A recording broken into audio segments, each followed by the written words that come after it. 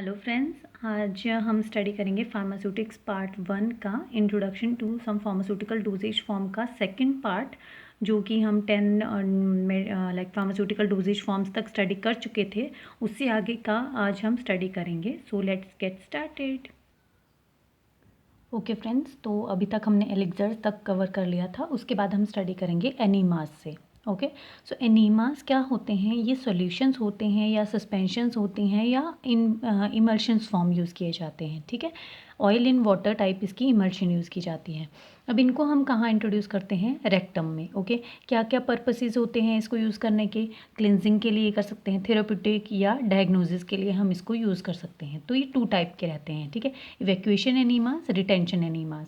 सो evacuation एनीमास जो होते हैं जनरली ये कॉन्स्टिपेशन में या फिर ऑपरेशन के प्रोसीजर से पहले इनको यूज़ किया जाता है। लाइक हम अपना जो पूरा हमारा जीआईटी का जो लास्ट पोर्शन है उसको अगर हमें इवैक्यूएट करना है, लाइक क्लीन करना है, तो हम इनको यूज़ करते हैं। कॉन्स्टिपेशन में भी जो हमारा जो बल्क मटेरियल होता है उसको क्लीन करते हैं। ओके, सो इसमें आ जाता है soap enema, sodium phosphate enema, erectus oil enema और ऑलिव ऑयल एनीमास। ठीक है, अब जो रिटेंशन एनीमास होते हैं इसमें क्या होता है? एब्जॉर्प्शन या फिर लोकली इफेक्ट करने के लिए हम रिटेंशन एनीमास को यूज़ करते हैं। इसके अंदर आ जाता है लाइक किसी को कोई इन्फेक्शन हो गया है, कोई लाइक माइक्रो ऑर्गेनिज्म के इन्फेक्शन है, सो उसके लिए एंथेलमेंटिक जैसे क्वासिया का एनीमा आ जाता है। फिर सिडेटिव के लिए कोई प्रोसीजर करना है, सिडेटिव देना पड़ेगा तो क्लोरल हाइड्रेट आ गया।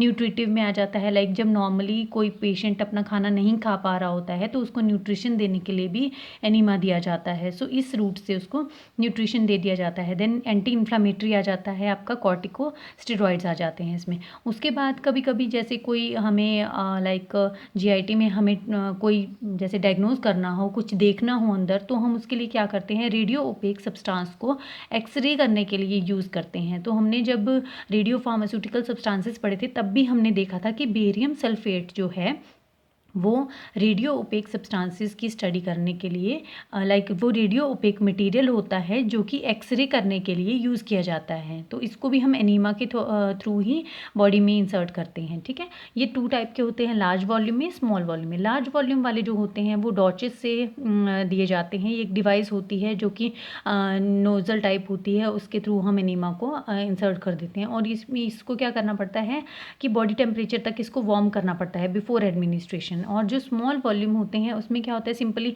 पॉलीथीन और पॉलीविनाइल के बैग्स होते हैं एडमिनिस्ट्रेशन के लिए, और ये काफ़ी हैंडी होते हैं, जिनको जस्ट इंसर्ट कीजिए और स्क्वीज़ कीजिए पाउच को, लाइक पेशेंट खुद भी इनको यूज़ कर सकता है। ठीक है, फिर 12th आ जाता है एक्सट्रैक्ट्स। एक्सट्रैक्ट जो होते हैं वो कंसनट्रेटेड प्रेपरेशन होती है लिक्विड या ड्राई या फिर इंटरमीडिएट कंसिस्टेंसी की। ठीक है, इसको हम वेजिटेबल और एनिमल मैटर से इसको एक्सट्रैक्ट कर सकते हैं। अब इसमें क्या करते हैं? एक्टिव कंस्टिट्यूएंट को रिमूव करते हैं विद सूटेबल मेंस्टम। ओके, इसमें हम क्या कर देते हैं? सारे के सारे जो सॉल्वेंट है उसको या फिर थोड़े से सॉल्वेंट को हम इवेपोरेट करवा देते हैं। उसके बाद जो रेजिडुअल मास रहता है उसको मेंटेन कर देते हैं कंसिस्टेंसी जैसी हमें डिज़ायर्ड होती है। ठीक है, सो इसकी एक्सट्रैक्ट में ये आ जाता है। ठीक है, कि इसमें हमने एक्टिव कंस्टिट्यूएंट को सूटेबल मेंस्टम के साथ इसको रिमूव करवाना है, इसके एक्टिव इंग्रेडिएंट्स को, और उसके बाद उसका जो एक्सेसिव जो लिक्विड है उसमें उसको इवेपोरेट करवा के जो बचेगा उसकी डिज़ायरेबल कंसिस्टेंसी के अकॉर्डिंग हम उसको मेंटेन कर लेंगे। ओके, अब इसको प्रिपेयर कैसे करते हैं? प्रिपरेशन होती है इसकी मैसेरेशन परकोलेशन के थ्रू। ठीक है, सॉल्वेंट जो है मेनली इसमें हम इथेनॉल यूज़ करते हैं या कोई और भी यूज़ कर सकते हैं।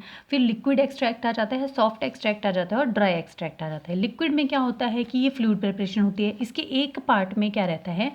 एक part of originally dried drug के बराबर होता है इसका प्रिपरेशन का, एक्सट्रैक्ट का एक पार्ट। ओके, कि जितना जो कंटेंट है वो ओरिजिनली ड्राई की हुई ड्रग के एक पार्ट में होगा उतना ही इस लिक्विड एक्सट्रैक्ट के एक पार्ट में होगा। ठीक है, तो इसके अंदर आ गया liquid extract of hyoscyamus and liquid extract of belladonna. Then soft extract आ जाता है। इसमें क्या होता है? कंसिस्टेंसी इसकी लिक्विड और ड्राई दोनों के बीच की कंसिस्टेंसी होती है, और इसका जो ड्राई रेजिड्यू है वो नॉट लेस देन होना चाहिए 70% वेट बाय वेट के। ठीक है, इसके जो वेट के अंडर ड्राई रेजिड्यू जो है वो 70% से कम नहीं होना चाहिए। ठीक है, और इसमें एग्जाम्पल्स आ जाते हैं प्योर ग्लिसराइजा एक्सट्रैक्ट और सिंकोना एक्सट्रैक्ट। ठीक है, फिर ड्राई आ गया। ड्राई का हमें पता ही है ज़्यादा से ज़्यादा इसमें ड्राई रेजिड्यू होना चाहिए, तो not less then 95% weight by weight. Okay, और इसकी जो कंसिस्टेंसी ऑब्वियसली वो ड्राई है तो सॉलिड ही रहेगी। प्रेपरेशन हो जाती है, इसमें हम इवेपोरेशन करा देते हैं इसके सॉल्वेंट की यूज्ड इन द प्रेपरेशन। जो भी प्रेपरेशन में यूज़ किया गया सॉल्वेंट होता है उसकी काफ़ी ज़्यादा एवेपोरेशन करवा देते हैं, ठीक है। एग्जाम्पल आ गया इसका रोल्फिया का ड्राई एक्सट्रैक्ट और पेलाडोना का ड्राई एक्सट्रैक्ट। उसके बाद 13 था क्या हमारा, ईयर ड्रॉप्स। अब ईयर ड्रॉप्स में क्या होता है, एक्वस और ऑयली सॉल्यूशन हम इसका यूज़ करते हैं, ठीक है। सस्पेंशन भी यूज़ कर सकते हैं इसको in eye drops, okay eye drops ही बोला ना मैंने, सॉरी आई ड्रॉप्स। तो इसमें क्या होता है, एक्वस और ऑयली सॉल्यूशन जो होता है, सस्पेंशन सॉल्यूशन या सस्पेंशन, इसको हम यूज़ करते हैं। इसमें हम एक्वस भी यूज़ कर सकते हैं, ऑयली भी यूज़ कर सकते हैं, सॉल्यूशन भी यूज़ कर सकते हैं और सस्पेंशन भी यूज़ कर सकते हैं। अब इसको हम इंसर्ट कहाँ करते हैं, जो आपका आई का कंजक्टिवल सैक होता है, ये नीचे वाला, ठीक है, ये वाला जो सैक होता है इसमें हम इसको इंसर्ट करते हैं, ठीक है। आपने आई ड्रॉप्स डाली भी होंगी तो कहाँ पे डालते हैं, आई के कंजक्टिवल सैक में डालते हैं, ठीक है। अब ऑब्वियसली ये आई में जाने वाली है तो इसमें पायरोजेंस तो नहीं होने चाहिए, इरिटेंट भी नहीं होनी चाहिए और स्टेराइल होनी चाहिए, ठीक है। इसका जो पीएच है वो भी मेंटेन्ड होना चाहिए विद आई के जो सिक्रीशंस होती हैं उनके साथ, ठीक है।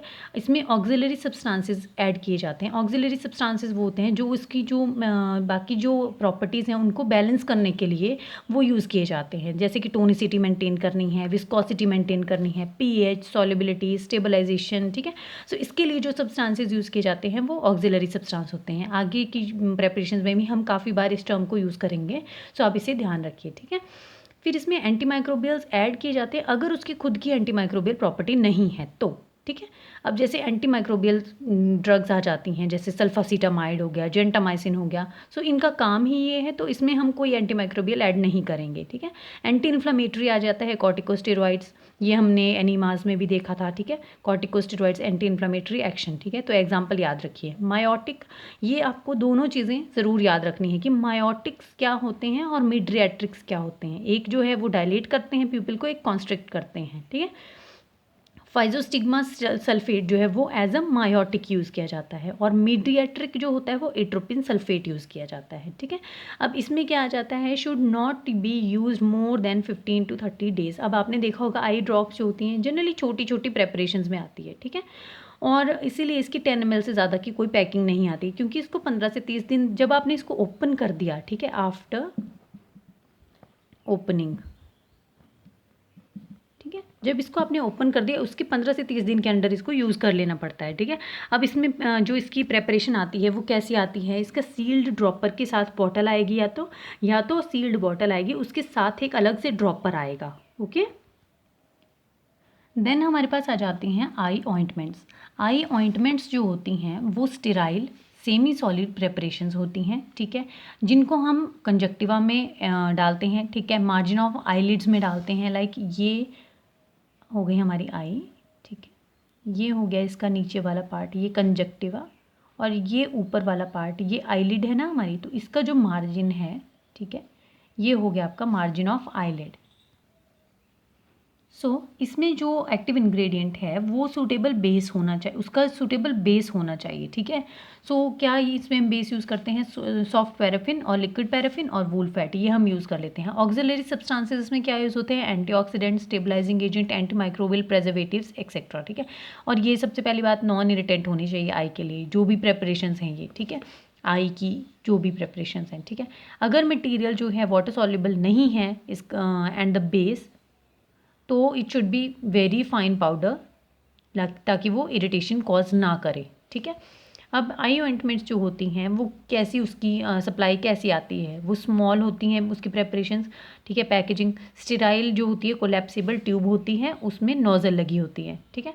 इसका जो कंटेंट होता है वो not less then 5 grams of preparations होना चाहिए। और आजकल क्या हो रहा है, सिंगल एप्लीकेशन के कैप्सूल्स आ रहे हैं डोजेज फॉर्म में, जो एप्लीकैप्स आती हैं इसकी ऐसे करके, ठीक है। अब मेरी ड्राइंग इतनी अच्छी भी नहीं है, ठीक है। इस टाइप के एप्लीकैप्स आते हैं, उनको यहाँ से कट करना रहता है और ऑइंटमेंट को आप आई में इंसर्ट कर सकते हैं, ठीक है। उसके बाद आ जाते हैं गार्गल्स। गार्गल्स में का क्या रहता है, ठीक है, यूज़ क्या होता है इसका। ये फेरिंग्स और नेज़ोफेरिंग्स में जो भी इन्फेक्शंस वगैरह हों या कोई भी कुछ भी प्रॉब्लम हो तो उसको ट्रीट करने के लिए यूज़ किया जाता है, मेनली फेरिंग्स एंड नेज़ोफेरिंग्स का एरिया, ठीक है। अब ये क्या करता है, फोर्स करता है एयर को from lungs to the throat which is having a gargle in it. अब जब आप गार्गल कर रहे होते हो तो आप गले में उसको रखते हो थोड़ी देर, तो उसमें उस टाइम क्या हो रहा होता है कि लंग्स से एयर फोर्स हो रही होती है थ्रोट में, ठीक है। अब उसमें जब गार्गल है तो वो उस एयर के साथ जब कांटेक्ट में आएगा तो वो अपना जो है एक्शन शो करेगा, ठीक है। अब इसको हम क्या करते हैं, वाटर के साथ मिक्स कर देते हैं बिफोर यूज़, ठीक है जी जो। और ये क्या कैसे अपना एक्शन शो करता है, जब ये कांटेक्ट में आता है थ्रोट के म्यूकस के साथ, ठीक है। अब इसका बहुत ही शॉर्ट टाइम होता है कांटेक्ट का, तो इसकी जो प्रिपरेशन है वो काफ़ी फास्ट एक्टिंग होनी चाहिए और इसकी ऑर्गेनोलेप्टिक प्रॉपर्टीज़ भी अच्छी होनी चाहिए ना, ताकि हम उसको अपने गले में थोड़ी देर तक रख सकें, ठीक है। अगर उसका टेस्ट ही अच्छा नहीं होगा तो लाइक फ्लेवर अच्छा नहीं होगा, उसकी स्मेल अच्छी नहीं होगी, तो आप उसको क्यों रखोगे अपने गले में, तो आपको एकदम से स्पिट कर दोगे ना उसको। तो उसकी अच्छी ऑर्गेनोलेप्टिक प्रॉपर्टीज़ होनी चाहिए। तो इसके लिए फिनोल गार्गल्स आ जाते हैं और पोटेशियम क्लोरेट और फिनोल गार्गल्स आ जाते हैं, सॉरी। देन आ जाते हैं आपके जेल्स। जेल्स में क्या होता है, सेमी सॉलिड प्रेपरेशन होती है, ठीक है। इधर ये सस्पेंशंस होती हैं स्मॉल इनऑर्गेनिक पार्टिकल्स की या फिर ये सस्पेंशंस होती हैं स्मॉल इनऑर्गेनिक पार्टिकल्स की, या फिर लार्ज ऑर्गेनिक मॉलिक्यूल्स डाले जाते हैं, are inter penetrated in liquids, ठीक है। या तो फिर इनको स्मॉल जो इनऑर्गेनिक मटेरियल है उसकी आप सस्पेंशंस बना दोगे, या फिर अगर बड़े ऑर्गेनिक मॉलिक्यूल्स हैं तो उनको आप लिक्विड में इंटरपेनिट्रेट करवा दोगे, ठीक है। अब जेल्स जो होते हैं इनका क्या होता है, एक इनमें छोटे छोटे discrete small particulate matter like network होता है इनमें, ठीक है। इसीलिए ये क्या करते हैं, जेल की फॉर्मेशन करते हैं। अब इसमें क्या होता है, 2 फेज सिस्टम होता है, सिंगल फेज सिस्टम होता है। 2 फेज सिस्टम में आ जाता है एल्यूमिनियम हाइड्रोक्साइड जेल।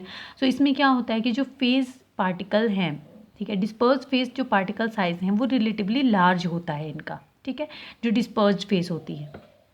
समटाइम्स जो ये होता है पूरा का पूरा जो डिस्पर्स फेस होती है उसको हम मैग्मा भी बोलते हैं। जैसे 2 फेज सिस्टम में जो भी प्रोडक्ट बनता है उसको हम मैग्मा बोलते हैं। तो ये बेंटोनाइट मैग्मा इसका एक एग्जांपल आ जाता है।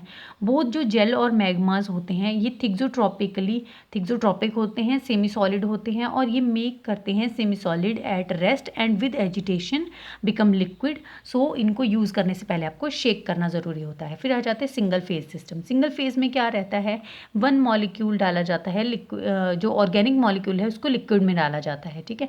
2 ऑफ देम को हम क्या करते हैं, मिक्स कर लेते हैं together so well that there are no boundaries can be seen. अब इतने अच्छे से उन दोनों को हम मिक्स कर लेते हैं ताकि उनमें कोई बाउंड्री ना देखी जाए, ठीक है। अब इसमें क्या हो जाता है, सिंथेटिक मैक्रोमोलिक्यूल्स भी हम यूज़ कर लेते हैं, नेचुरल पॉलीमर्स भी यूज़ कर लेते हैं, और गम्स भी यूज़ कर लेते हैं। सिंथेटिक पॉलीमर्स मैक्रोमोलिक्यूल्स में आ जाता है कार्बोमर। नेचुरल पॉलीमर्स में आ गया आपका cellulose derivatives like hydroxy methyl cellulose, hydroxy propyl methyl cellulose, ठीक है। गम्स में आ जाते हैं आपके ट्रेगाकैंथ। फिर सिंगल फेज जो होती है वो प्रिपेयर की जाती है मोस्टली हाइड्रोफिलिक, ओके। जो सिंगल फेज होती है उसमें मोस्टली हम हाइड्रोफिलिक सॉल्वेंट यूज़ करते हैं, जैसे कि वाटर हो गया, ग्लिसरॉल हो गया, पीजी हो गया, और अल्कोहल हो गया, ठीक है। अब जो with hydrophobic solvent also with some mineral oils with propylene glycol और fatty acid, gelled with colloidal silica, aluminium और जिंक सोप, ठीक है। सो इसमें हमने कुछ हाइड्रोफोबिक सॉल्वेंट्स को भी यूज़ कर लिया होता है, जिसमें हम क्या करते हैं उसको जेल कर देते हैं विद कोलाइडल सिलिका, एल्यूमिनियम या फिर जिंक सोप के साथ, ओके। नेक्स्ट हम देख लेते हैं ग्लिसरीन्स। अब ग्लिसरीन्स में क्या होता है, ग्लिसरीन्स या ग्लिसरेट ये क्या होते हैं, सॉल्यूशंस और mixtures of medicament in not less than 50% weight of glycerin. अब जो भी ग्लिसरीन्स होती हैं इसमें हम जो भी मेडिकामेंट डाल रहे हैं, ठीक है, उसमें हमें 50% से ज़्यादा अमाउंट ग्लिसरीन का रखना पड़ेगा, तभी वो ग्लिसरेट बनेंगे। जैसे glycerin of thymol, phenol, borax, ठीक है। तो इसमें हमें जब भी हम ग्लिसरीन प्रिपेयर करेंगे तो उसमें 50% से ज़्यादा जो कंटेंट है वो ग्लिसरीन का होना चाहिए, ठीक है।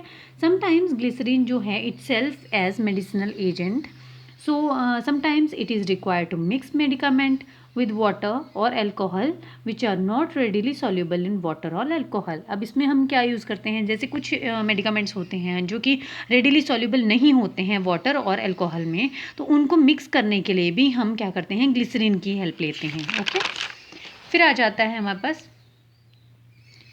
ग्रेन्यूल्स। ग्रेन्यूल्स में आ जाते हैं। सो ग्रेन्यूल्स क्या होते हैं, ये ड्राई एग्लोमेरेट्स होते हैं पाउडर्ड पार्टिकल के, जो कि सफिशिएंटली रेजिस्टेंट होते हैं, लाइक हैंडलिंग के लिए रेजिस्टेंट होते हैं वो। ठीक है, इजी टर्म्स में बताती हूँ मैं आपको कि ये ड्राई होते हैं। ठीक है, ग्रेन्यूल्स हमेशा ड्राई होंगे। ठीक है, और ये क्या होते हैं, एग्लोमेरेट होते हैं पाउडर के। ठीक है, पाउडर को हमने इकट्ठा किया होता है इसमें। ठीक है, इकट्ठा किया होता है, तो ये क्या करते हैं, विथस्टैंड करते हैं हैंडलिंग के।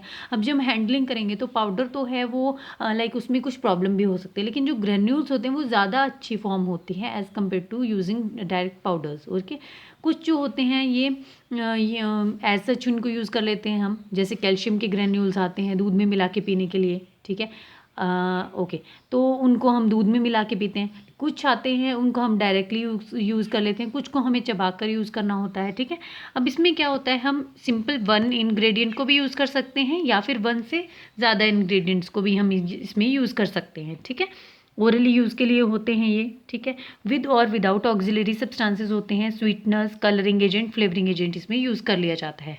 अब यूज़ किस लिए किया जाता है, अगर हमें लार्ज डोज देनी है, अनप्लीजेंट टेस्ट है, स्टेबल सॉल्यूशन फॉर्म में स्टेबल नहीं है, या हमें फास्ट एक्शन चाहिए, तब हम इसको यूज़ करते हैं। फिर टाइप्स आ जाती हैं, सिंगल डोज, मल्टी डोज।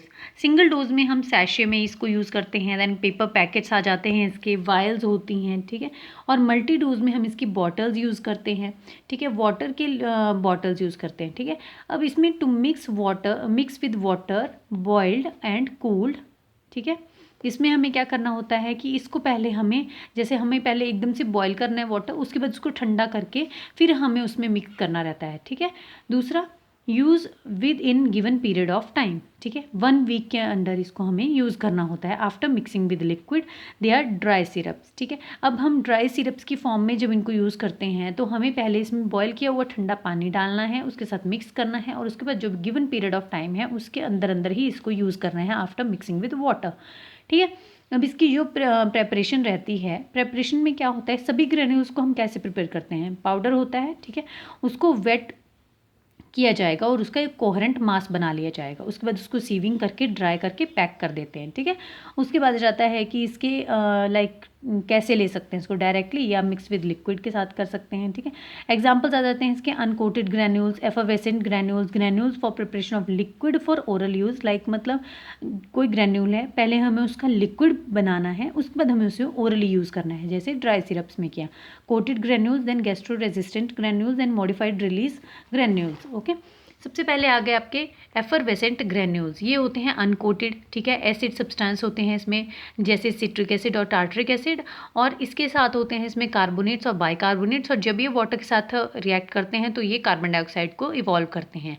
अब ये क्या करते हैं, इस वजह से जो इसका बिटर टेस्ट होता है उसको भी मास्क कर देते हैं। ठीक है, अब इसमें क्या होता है, डिस्पर्स करते हैं इसको प्रिस्क्राइब क्वांटिटी ऑफ वाटर में। ठीक है, तब ये जितनी कार्बन डाइऑक्साइड इवॉल्व करेंगे, सो उस टाइम पे हमें इसको यूज़ करना होता है, या तो हम इसको जस्ट एफरवेसेंस के टाइम पे यूज़ कर लेते हैं, या फिर जस्ट आफ्टर दैट यूज़ करना होता है।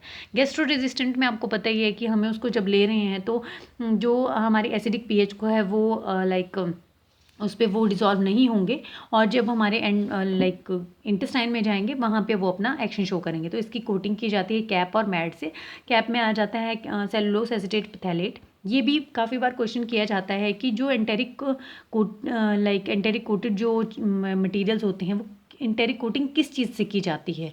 सो कैप उसका राइट आंसर होगा, सेलुलोस एसीटेट पैथेलेट। ओके, मैड में आ जाता है मीथा एक्रेलिक एसिड डेरिवेटिव्स, तो इसमें यूड्राजिट इसका एग्जांपल आ जाता है। फिर मॉडिफाइड रिलीज आ जाता है, इसमें क्या होता है कि ये कोटेड भी हो सकते हैं, अनकोटेड भी हो सकते हैं, इसमें ऑक्सिलरी सब्सटेंस ऐड करते हैं, तो उसकी वजह से क्या हो जाता है कि वो डिटरमाइन करता है कि इसने कहाँ पे रिलीज़ होना है और किस रेट से रिलीज़ होना है। ठीक है, फिर आ जाता है आपका इन्फ्यूजन्स क्या होते हैं, डाइल्यूट सॉल्यूशन होते हैं जो कि रेडिली सॉल्युबल कर देते हैं ड्रग को। ठीक है, फिर ये फ्रेश इन्फ्यूजन्स भी इसमें यूज़ किए जाते हैं। और ये कैसे प्रिपेयर किए जाते हैं, मैसरेशन विद कोल्ड और बॉइलिंग वाटर के साथ मैसरेशन करके, ठीक है। इसमें कोई प्रिजर्वेटिव नहीं डाला जाता, ठीक है। इसीलिए ये क्या हो जाता है, डिटीरियोरेट हो जाते हैं जल्दी, ठीक है। तो इसीलिए इनको हमें क्या करना पड़ता है, 12 घंटे के अंदर अंदर, जब हमने इसको प्रिपेयर किया उसके 12 घंटे के अंदर अंदर हमें इसको यूज़ कर लेना होता है, ठीक है। लॉन्गर टाइम के लिए इसको हम यूज़ नहीं रख सकते फ्रेश इन्फ्यूजन्स को, ठीक है। इसीलिए हम क्या करते हैं, कंसनट्रेटेड इन्फ्यूजन बनाते हैं। कंसनट्रेटेड इन्फ्यूजन की प्रेपरेशन क्या होती है, कोल्ड एक्सट्रैक्ट लेते हैं हम इसमें 25% अल्कोहल के साथ मिला करके, ठीक है। अब जो 25% अल्कोहल है ये एज अ प्रेजर्वेटिव भी काम करता है, ठीक है। अब इसकी जो डाइल्यूशन की जाती है वो 1:10 में की जाती है, लाइक 1 पार्ट कंसनट्रेट का और 10 पार्ट वाटर की। उससे जो फिर इन्फ्यूजन बनेगा वो लाइक फ्रेश इन्फ्यूजन हो जाता है। उसके बाद उसको भी हमें विदिन 12 आवर्स यूज़ करना होता है, ठीक है। एग्जाम्पल्स आगे इसके, कंसनट्रेटेड इन्फ्यूजन ऑफ चित्रा and concentrated infusion of gentian, ठीक है। सो ये 20 तक हमारे कंप्लीट हो चुके हैं। उसके बाद 21 से आगे के, इनहेलेशन से आगे के हम नेक्स्ट वीडियो में कवर करेंगे, ओके। तब तक के लिए आप मेरी वीडियोस को देखते रहिए, बने रहिए मेरे साथ, और मेरे चैनल को सब्सक्राइब कीजिए, मेरी वीडियोस को लाइक कीजिए, कोई डाउट हो तो कमेंट कीजिए और अपने फ्रेंड्स के साथ भी शेयर कीजिए, ओके। Bye, thank you.